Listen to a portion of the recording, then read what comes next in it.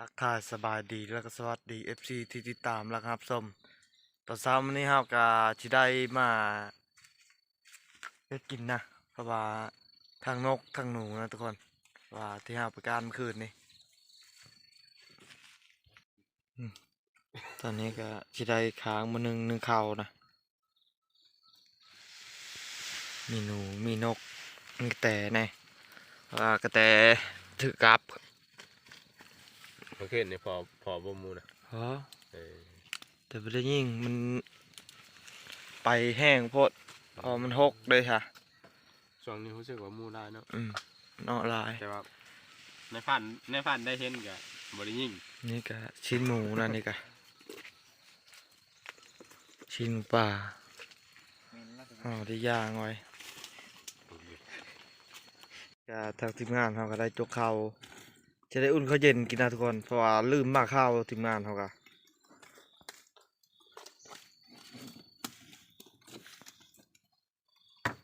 เถื่อเฮาไปการกับแจ้งเนาะทุกคนนอนอยู่พุ่นเลย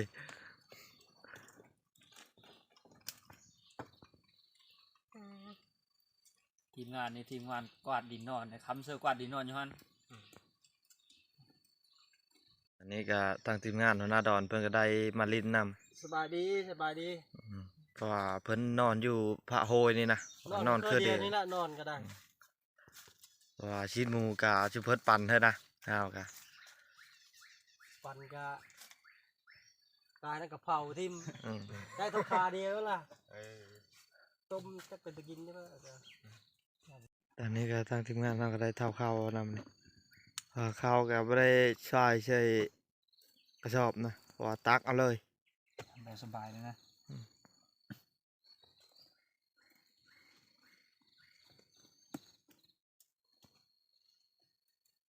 ตอนเช้ามันนี้ก็ข้าวก็สิได้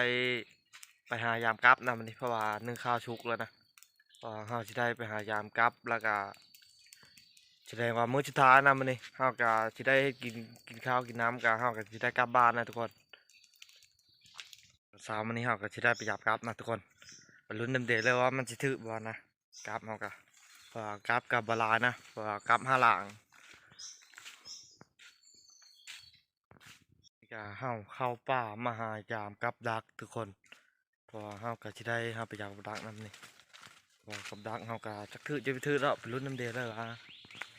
สิได้จักโตนะที่เฮาไปยามกับนะเฮาสิได้หาเชื่อแถวตะคอนนะทุกคน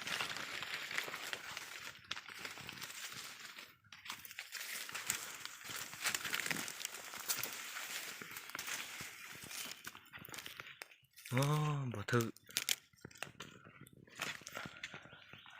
กับก็ไปถือเลย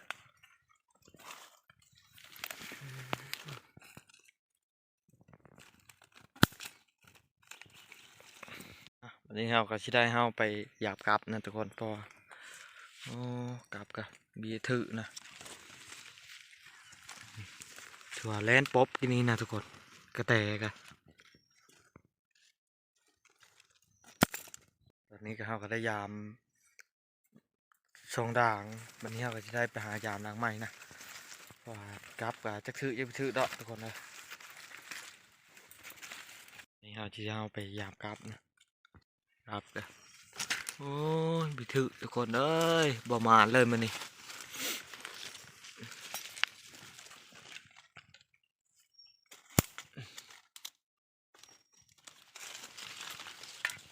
ก็เฮาก็สิได้เฮาไปยามกับอีกนะเพราะว่ากับเฮาทั้งหมดก็ห้าด่างนะทุกคนไปลุ้นน้ำเดือดเลยว่าสองด่างนี่ว่ามันสิถือบ่นะ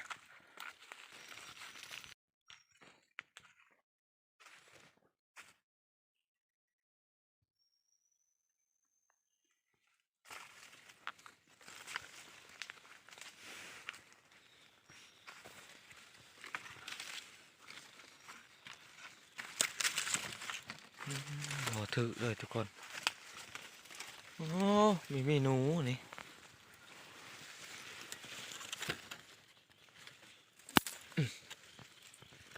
ตอนนี้ก็เฮาก็สิได้ไปยามด่างไม้อีกเพราะว่าด่างสุดท้ายนะ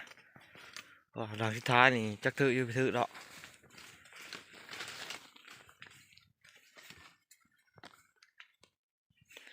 โอ้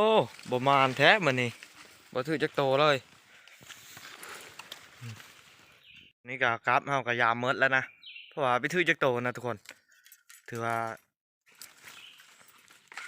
บ่เป็นหยังเพราะว่าเฮาได้ชิ้นหมูนะตอนนี้เฮาก็สิได้มื้อบ่อนสิได้จี้นกจี้หนูที่เฮาไปก้านเมื่อคืนนี้แล้วก็เฮาก็สิได้กินข้าวสิเดินทางกลับบ้านนะมื้อนี้ก็เป็นมื้อสุดท้ายมื้อที่สามตอนนี้ก็ทางทีมงานเฮาก็ได้ยามกลับหมดละเพราะว่ากลับ10หลางปันเดย์เพิ่นถึง5หลางได้อีกตัวเจ้าอ่า ได้หนูน้อยตัวนึง ถือว่าบีถือไปเลยนะทุกคน เพราะว่าคนเชื่อหลายล่ะ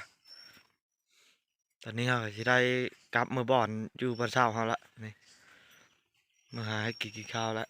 นี่เราก็ได้มาบอนอยู่บนเสาแล้วนะทางทีมงานเราก็จะเฮ็ดไปแล้ว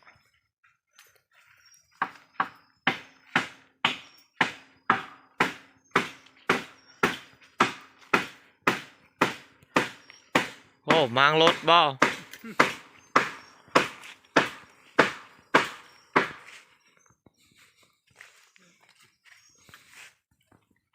เขาไล่ก่อน ตอนนี้ก็เฮาก็มาฮอดเดิมอยู่บนเสาก็ทางทีมงานเราก็ได้ตกหัวนกนำนี่ที่ได้จีหนูจีกระแตไว้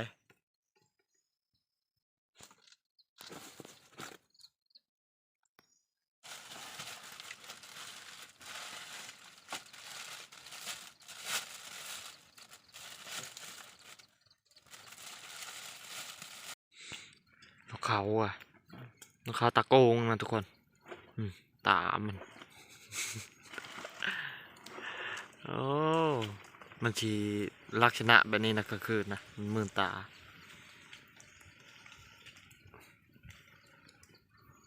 ตอนนี้ก็เราก็จะได้ปิ้งชิ้นหมูนะ เพราะว่าเราจะได้กินชิ้นหมูแน่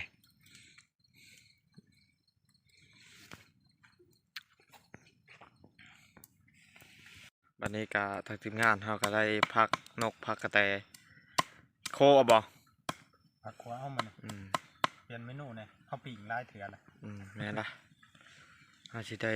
กินโคกระแตนะ กับโคนก ผู้เฒ่าคนเกิดมานี่คือแบบมาแต่ปุญญาตนาว่ามาป่านี่ เป็ดตอนนี้เนาะจะได้เอาไปปรุงได้ปะนี่ เจ้ามากินโยมเลยว่ากิน ทีมงานหน้าดอนเพิ่นว่าเพิ่นจะได้ย้ายบ่อนนะสิย้ายขึ้นไปนอนอยู่ดังไอตีเพิ่นว่าส่วนเฮาก็จะได้กลับบ้านนะมัน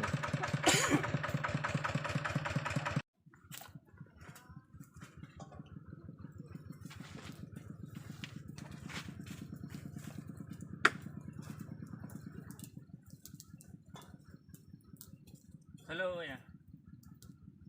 ไม่ทะเลยนะทะเลยราคา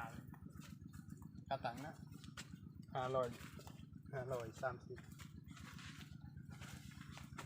กล้องเลยนะ ต้องเบอร์8ไม่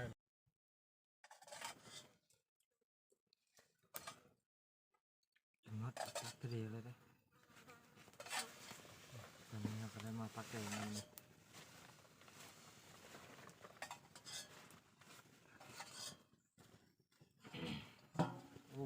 หอนได้ขนาดเอานำอันนั้นยังบ่อยู่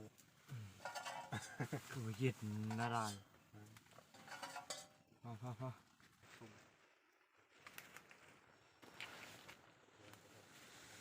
ตอนนี้ก็มีปิ้งหมูนะปิ้งขี้หมู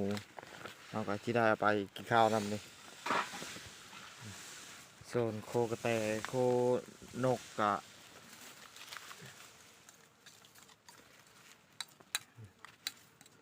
มาทุกคนกินข้าวเช้ามันนี่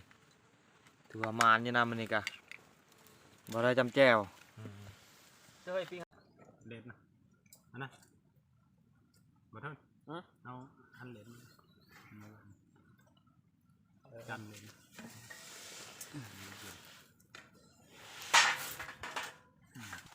ให้สุดท้ายกินเพิ่งนี่ อ่ะเป็นเลิศแต่ละคนแซ่บบ่ จัดมา ครับ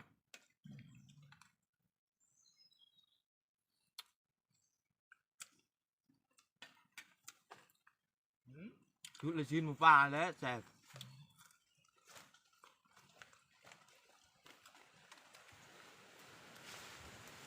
มาได้เข้ามา เลย เปิดหลวงว่านอนคนเช้ามีชิ้นหมูป่าโคกแซ่คือว่า นั่นเลย คือ มันเลย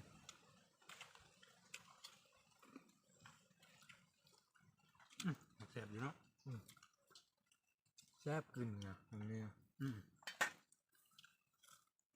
หัวคาเปอร์ใช่ไหม เพื่อเขาขายมันชื่อนั้น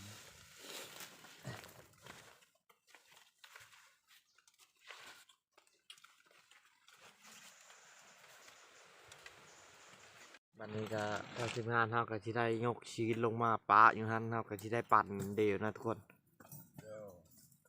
อ๋อ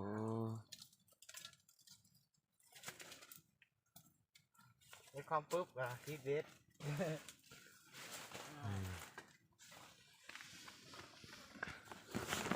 โอ้ชีสหมูทั้งหมดได้ทุกคนเลยเอายางแล้วมันละถือว่าแห้งนะฉันนี่กัน นี่ก็เป็นขนมไข่เนี่ย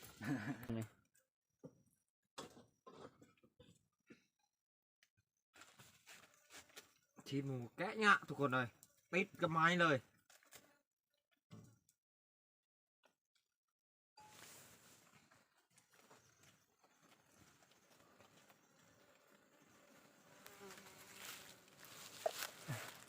น้ำข้าวพอดีแกะชื่อเครื่องนั่นแล้วเนาะ แกะมันมึงเลยตอนนี้มันติดนี่มันไม่ได้พีดเลยตอนนี้มันง่ายแล้วนี่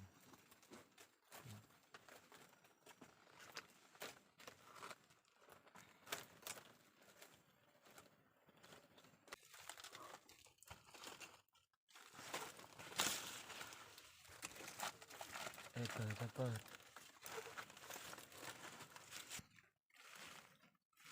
เอาเลย เพิ่มกับจะปั่นยากกันไหม จับเจอล่ะ เฮ็ดแบบนี้ไปปะพอเดี๋ยวเก็บ เก็บมันแล้วนะ โอ้ยตัวก็ไปนั่งเบิ่งกี่ก้อนได้งานในนั้น ปัญญาหน้าเขานะ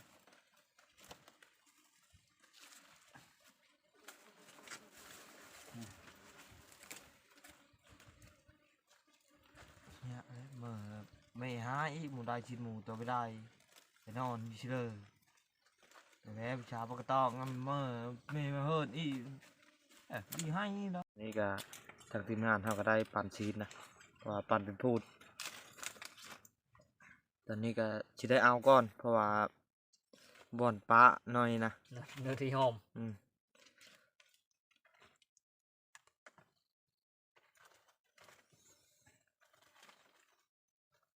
ก็เลยคือเดียวแล้วเนาะ คือเดียวมดเอารถ มันแตกต่างกันนะ เละมาละ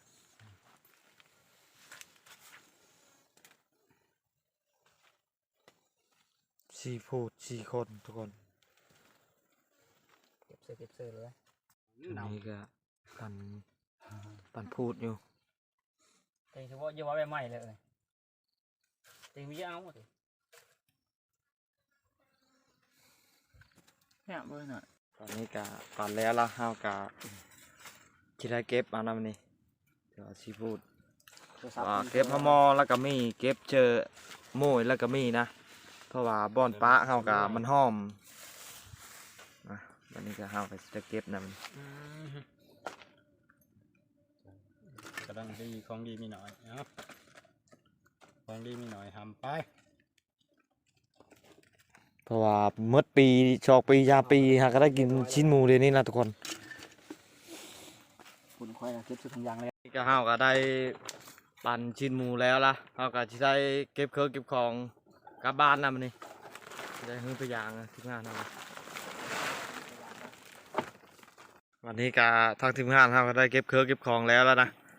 ว่าห้าวก็พร้อมเดินทางนะวันนี้เดินทางกลับบ้านเลย อนนี้ก็เก็บเครื่องเก็บของเฮาก็สิได้เมื่อวานนำนี่